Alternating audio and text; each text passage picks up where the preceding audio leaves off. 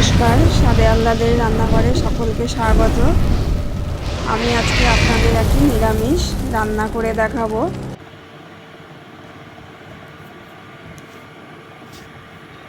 তার জন্য আমি যেটি করব, কড়াইতে আমি সরষের তেল গরম করে গোটা জিরে ফোড়ন দিয়ে দিয়েছি, আর এতে দিচ্ছি আদা, গ্রেট করা আদা।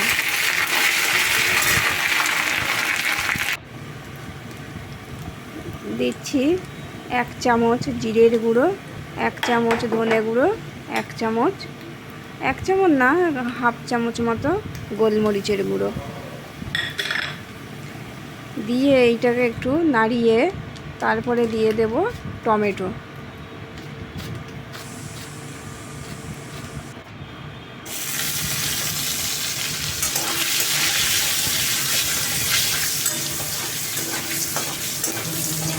এরই মাঝে লঙ্কা কেটে দিয়ে দিয়েছি।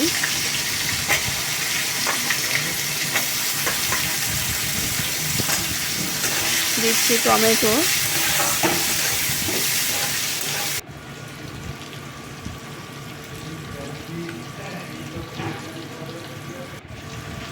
দিয়ে দিলাম পরিমাণ মতো হলুদ, দিচ্ছি লবণ,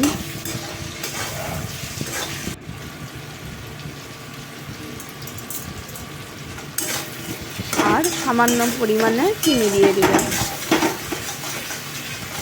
এটাকে ভালো করে কষিয়ে নিয়ে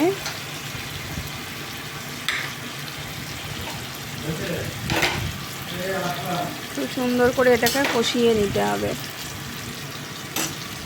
কষানোর পরে আমি এখানে 2টো আলু সিদ্ধ করে রেখেছিলাম, সেইগুলোকে আমি আধ ভাঙা করে আমি এই কষানো মশলাটাই দিয়ে দিচ্ছি।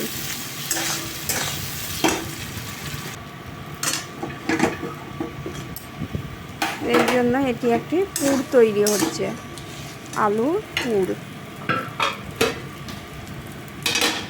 এটা খুব সুন্দর করে কষিয়ে নিতে হবে, শুকনো শুকনো করে সুন্দর করে। এটাকে যত কষাবেন তত স্বাদ বাড়বে।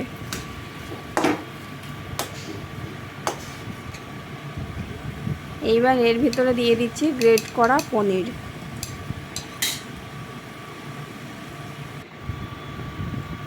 পনিরটা দেওয়ার পরে খুব সুন্দর করে কষিয়ে নিতে হবে। এই কড়াইটা উল্টে যাচ্ছিল। আমি একাই ভিডিও করছি তো, যার জন্য কড়াইটা উল্টিয়েই যাচ্ছিল। বন্ধুরা কিছু মনে করবেন না, আমি একা ভিডিও করলে একটু অসুবিধা হয়। এক হাতে ভিডিও আর এক হাতে খুন্তি থাকে, একটু অসুবিধার মাঝেই আমি করি। তৈরি হয়ে গেল পুর। এরপরে যেটি নিচ্ছি পাঁপড়, যে মাধুরী যে মানে মিডিয়াম সাইজের যে পাঁপড়গুলো, ওই পাঁপড়গুলো আমি পাঁপড়গুলোকে এরকম জলে ধুয়ে নিচ্ছি। জাস্ট একটু এপিট ওপিট করে ধুয়ে নেওয়া কাজ। আর সব পাঁপড় কিন্তু আমি একসঙ্গে ধোবো না, তাহলে সব পাঁপড় একদম নরম হয়ে ছিঁড়ে যাবে। ওই জন্য আমি দুটো করে পাঁপড় ধুচ্ছি আর এইভাবে বানিয়ে নিচ্ছি। পাঁপড়ের মাঝে এরকম পুরটা দিতে হবে, দিয়ে পাঁপড়টাকে সমানভাবে এইভাবে ফোল্ড করে দিতে হবে।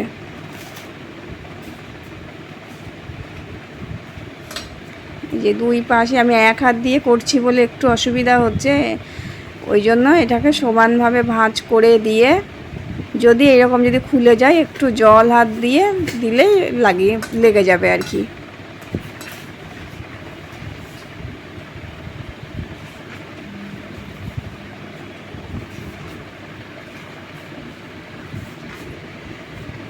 এই রান্নাটি আপনারা নিরামিষ দিনে করবেন, খুব সুন্দর লাগবে খেতে। পুরটা অবশ্যই বেশি করে কষিয়ে নেবেন। আবারও কড়াইতে দিয়ে দিচ্ছি সরষের তেল। এখানে গ্রেভি করার জন্য সরষের তেল দিলাম। এইখানে একটা বাটিতে জিরের গুঁড়ো, ধনের গুঁড়ো, হলুদ গুঁড়ো, কাশ্মীরি লঙ্কার গুঁড়ো, সামান্য একটু ঝাল লঙ্কার গুঁড়োও দিয়েছি। দিয়ে এটাকে ভালো করে আমি মিশিয়ে রেখে দিচ্ছি।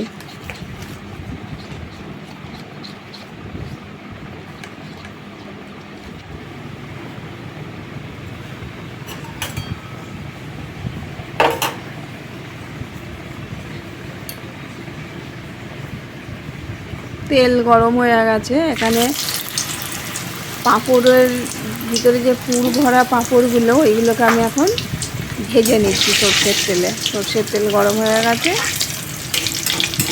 আর এই যে পাঁপড়ের যে ওপরে আমি তেল ছিটিয়ে নিচ্ছি, দিয়ে এটাকে একটু ভালো করে ভেজে নিচ্ছি। এই যে ভাজা হয়ে গেছে। এরপরে আমি ওই তেলেই দিয়ে দিচ্ছি গোটা শুকনো লঙ্কা, তেজপাতা, আর যেটি দেব সেটি হলো গোটা জিরে। দিয়ে দিলাম গোটা জিরে।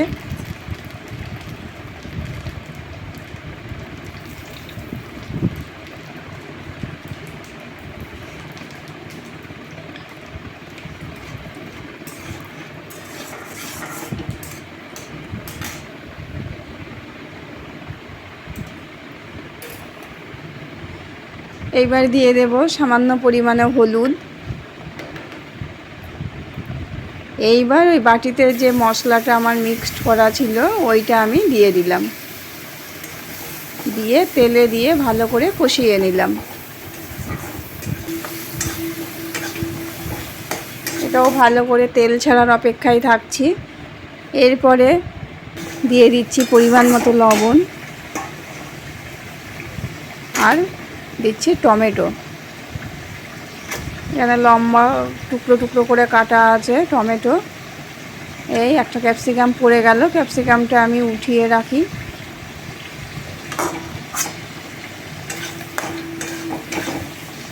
টমেটোটা দিয়ে ভালো করে এটাকে কষাতে হবে। এটা দেখে আপনারা ভাবছেন খুব লাল, খুব ঝাল হবে। একেবারেই না, একেবারেই ভুল। কারণ এখানে আমি কাশ্মীরি লঙ্কার গুঁড়ো ব্যবহার করেছি। দিয়ে দিলাম ঢাকা। চলুন ঢাকা খুলে দেখি কত দূর হলো। এই যে তেল ছেড়ে দিয়েছে। এইবার এখানে আমি দিয়ে দিচ্ছি ক্যাপসিকাম। আমি লম্বা একটু বড় বড় করে আমি ক্যাপসিকাম এখানে কেটে রেখেছিলাম, ক্যাপসিকামটা দিয়ে দিলাম। ক্যাপসিকাম দিয়ে আমি বেশিক্ষণ ভাজাভাজি করব না, কারণ ক্যাপসিকামের সবুজ রঙটা চলে যাবে। ওই জন্য আমি ক্যাপসিকাম দিয়ে একটু ক্যাপসিকামটা নরম হওয়ার অপেক্ষায় আছি।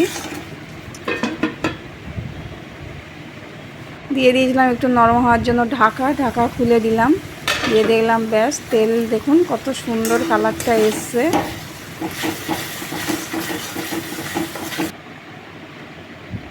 আর এখানে দিয়ে দিচ্ছি ওই যে আলুর পুর আমি বানিয়েছিলাম, যেটা পাঁপড়ের ভিতরে দিয়েছি, ওখান থেকে আমি পুর একটু সরিয়ে রেখেছিলাম। ওই পুরটাই গ্রেভিতে ব্যবহার হবে।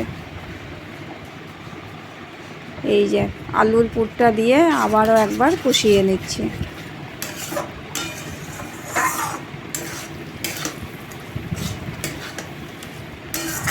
এই আলুর পুরটা দেওয়ার কারণই হচ্ছে গ্রেভিটা ঘন হবে এবং খুব সুন্দর হবে খেতে। পাঁপড়ের ভিতরে ওই আলুর পুর, গ্রেভিতেও এই একই আলুর পুর ব্যবহার করছি। এই যে কষানো হয়েই গেছে, দেখতেই পাচ্ছেন।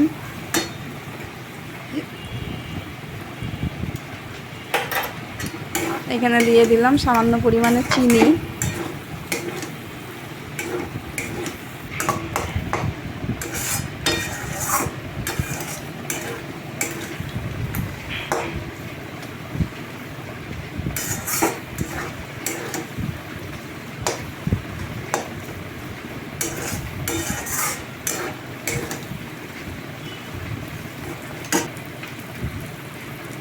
আর দিচ্ছি ঈষদুষ্ণ গরম জল। এইখানে আপনারা চাইলে জল একটু বেশিই দিতে পারেন, কারণ এই যে আমার যে পাঁপড়গুলো আমি ভেজে রেখেছি, পুরভরা পাঁপড়গুলো, ওতে কিন্তু এই ঝোল টেনে নেবে। ওই জন্য আপনারা ঝোলের যদি মনে করেন যে ঝোল একটু বেশি পরিমাণে রাখবো গ্রেভিটা, তাহলে জলের পরিমাণ আপনারা চাইলে একটু বেশিই দিতে পারেন, কারণ এখানে ঝোল অনেক টেনে নেবে। এই যে ফুটে গেছে, এই ফুটন্ত অবস্থায় আমি দিয়ে দেব গরম মশলা। দিলাম গরম মশলা আর দিচ্ছি ঘি।